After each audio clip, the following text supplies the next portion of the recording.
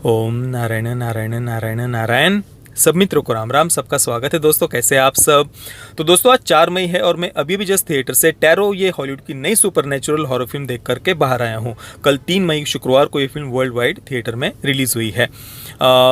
Film मात्र 1.5 घंटे की है। राइटर और डायरेक्टर्स में कोई ऐसा जाना पहचाना नाम नहीं था। एक्टर्स में भी बस एक जाना पहचाना चेहरा था और वो था जेकब बैटलन का, जिसे हमने स्पाइडरमैन की जो रिबूट सीरीज़ है उसमें पीटर पार्कर के बेस्ट फ्रेंड के रोल में देखा है। फिल्म से वैसे मेरे को ऐसे एक्सपेक्टेशंस नहीं थे। पिछली बार एबिगेल मैंने उसका ट्रेलर नहीं देखा था और वो बहुत बहुत ज़्यादा बढ़िया फिल्म थी। इस वर्ष पता नहीं क्यों पर पिछले 2-3 महीनों में ही बहुत सारी हॉरर फिल्म हॉलीवुड से रिलीज़ हुई है। एबिगेल का तो एक मैंने उदाहरण दिया ही। घोस्टबस्टर्स एक हॉरर कॉमेडी हम कह सकते हैं। और भी 1-2 फिल्में रिलीज़ हुई थी जिनमें से मैं कुछ देख भी नहीं पाया हूँ। तो काफ़ी सारी हॉरर फिल्में इस वर्ष पिछले 2-3 महीनों में रिलीज़ हुई है।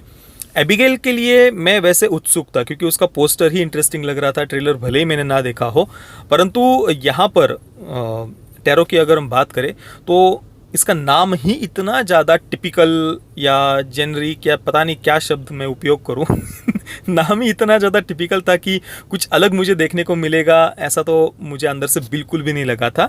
और बिल्कुल ही ज़ीरो एक्सपेक्टेशंस के साथ में मैं ये फिल्म देखने के लिए गया था कि भाई चलो रिलीज़ हुई है, हॉरर फिल्म है, चलो देख करके आते हैं, बस इतना सोच करके मैं गया था। अब देखिए, फिल्म का नाम टैरो है। आप इमेजिन करिए, आपने भले ही इसका ट्रेलर ना देखा हो, फिल्म ना देखी हो, बस आप इमेजिन करिए कि फिल्म की कहानी क्या हो सकती है। सोचिए थोड़ा सा आपके मन में बस यही आया होगा कि भाई टैरो नाम है, मतलब वही टैरो कार्ड्स होंगे जिसमें जिन्हें पढ़कर भविष्य वगैरह बताया जाता है। तो ऐसे कुछ कार्ड्स कुछ फ्रेंड्स को मिलेंगे, कुछ मित्रों का ग्रुप होगा, वो कहीं ऐसे पुरानी हवेली वगैरह में जाएंगे, वहाँ पर कुछ ऐसा टैरो कार्ड्स का बॉक्स मिलेगा, उसमें से वो कुछ भविष्य वगैरह पढ़ेंगे एक दूसरे का, और फिर वो भविष्य सच होने लग जाएगा। एक दोस्त की, फ्रेंड की मृत्यु होने लग जाएगी, कोई शैतान जाग जाएगा उन कार्ड्स को पढ़ने के कारण, और उनमें से फिर कौन बचता है कौन नहीं बचता, यही उसकी कहानी होगी। मतलब ज़्यादातर मित्रों के मन में यही कहानी आई होगी टैरो ये नाम सुनने के बाद में। एग्जैक्टली फिल्म की कहानी यही है, कुछ भी अलग नहीं, मतलब कुछ भी अलग नहीं। कुछ 5-6 मित्र है, उनमें से एक फ्रेंड का जन्म दिवस मनाने के लिए वो एक पूरे बड़े महल जैसे बड़े घर को वो रेंट पर ले लेते हैं, वहाँ जाते हैं, और ऑब्वियसली वहाँ पर किसी रूम में ना जाने के लिए कहा होगा, वहीं पर वो जाएंगे। वहाँ पर उनको टैरो कार्ड्स का एक जो भविष्य वगैरह बताने वाले जो कार्ड्स होते हैं तो उसका बॉक्स मिल जाता है। फिर वो पढ़ने लग जाते हैं, पता होता है कि नहीं पढ़ना चाहिए परंतु फिर भी पढ़ेंगे। फिर एक एक करके वो शैतान जग जाता है और वो उनको मारेगा। और एक और बहुत ही टिपिकल सी बात जो कि ज़्यादातर 90 से 95% जो हॉलीवुड की हॉरर फिल्में होती है उनमें जो एक बहुत ही कॉमन बात हमें देखने को मिलती है वो यहाँ पर भी है। हमारे चैनल से जो जुड़े हुए मित्र हैं वो ये बात अच्छे से अभी तक जान गए होंगे क्योंकि पिछले कितने वर्षों से मैं ये बात बताते आया हूँ।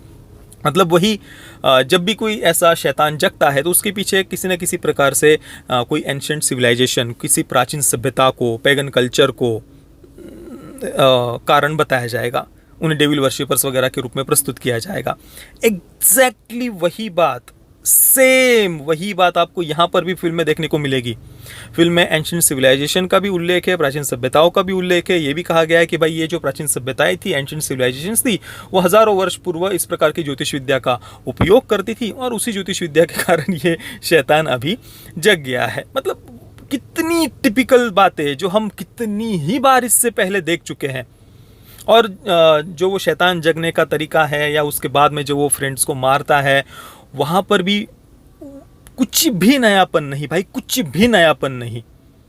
मतलब जैसे कि घर के ऊपर कोई अलमारी होती है, देखिए वैसा सीढ़ी ऊपर से नीचे खींचते हैं, तो सबसे पहली डेथ तो उसी प्रकार से दिखाई है।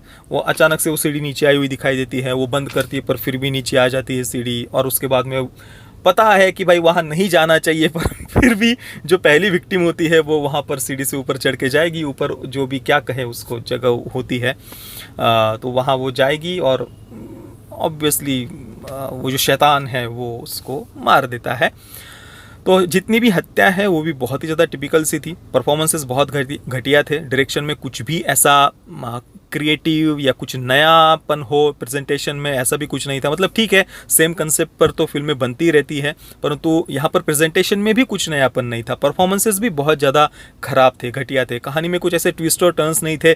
शुरुआत में तो भाई शुरुआत भी छोड़ दीजिए, मतलब आपने फिल्म की शुरुआत देखी हो तब आपको पता चल जाएगा आगे क्या होगा, ऐसा भी मैं नहीं कहूँगा। इवन आप इस फिल्म का नाम भी पढ़ लेंगे ना तो भी आप जो इमेजिन करेंगे ना, जो भी टिपिकल सी बातें आपके दिमाग में आएंगी वही फिल्म में है।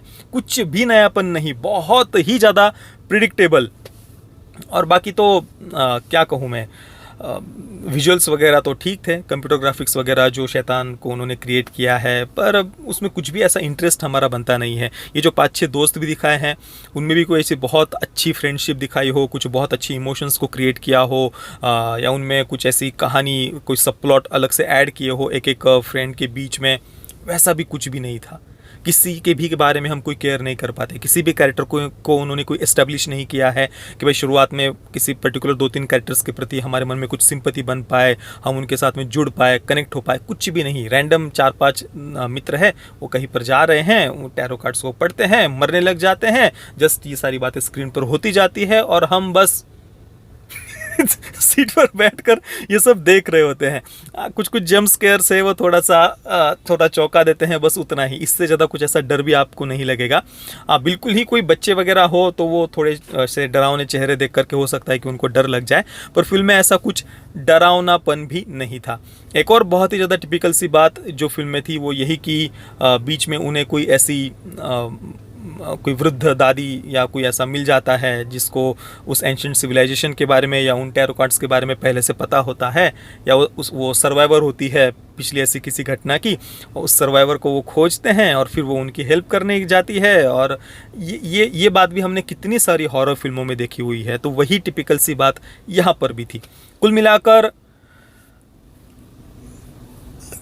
क्यों बनाई ये फिल्म पता नहीं। ऐसी फिल्में तो 50 या शायद सैकड़ों ऐसी फिल्में आज तक बनी हुई है। ये फिर से वही बात यहाँ पर भी उन्होंने दिखाई है। क्या रीज़न है पता नहीं।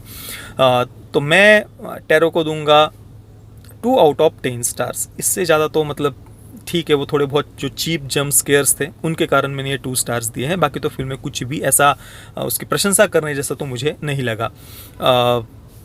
पेरेंटल गाइडेंस की बात करें तो यूएस सर्टिफिकेट के साथ इसे थिएटर में रिलीज़ किया है। ये मुझे थोड़ा सा आश्चर्य लगा, क्योंकि लगभग जितनी भी हॉरर फिल्में रिलीज़ होती है उनको ए सर्टिफिकेट के साथ ही सेंसर बोर्ड रिलीज़ करता है। इसे पता नहीं क्यों यूएस सर्टिफिकेट दे दिया। फिल्म में कोई सेक्स न्यूडिटी वगैरह नहीं थी, डरावने चेहरे वगैरह है फिल्म में। बाकी आप में से जिन मित्रों ने इस फिल्म को देखा है या जब भी आप देखेंगे तो आपका अनुभव कैसा रहा मुझे अपने नीचे कमेंट में अवश्य बताना। ये वीडियो देखने के लिए आप सभी मित्रों का बहुत बहुत धन्यवाद। जय श्री राम, वंदे मातरम।